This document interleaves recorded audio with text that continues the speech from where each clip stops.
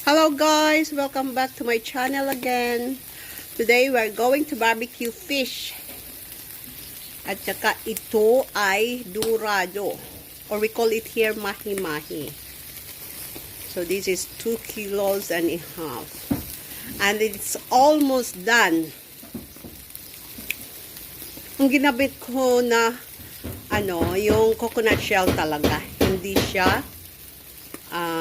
charcoal.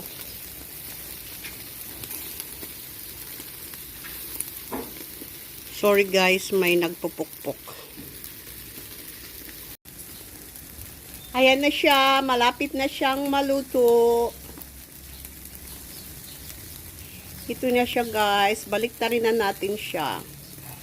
Alam mo, one of our marine biologist friend, he said that dorado or mahi-mahi is no parasite fish or less parasite. Masarap talaga siyang inihaw. Malambot yung meat niya at hindi siya malansa. Kaya ito lagi ang iniihaw namin. Yung ito, di ko alam kung ano ang tawag niyan sa atin. Comments down below kung alam niyo ang tawag niyan.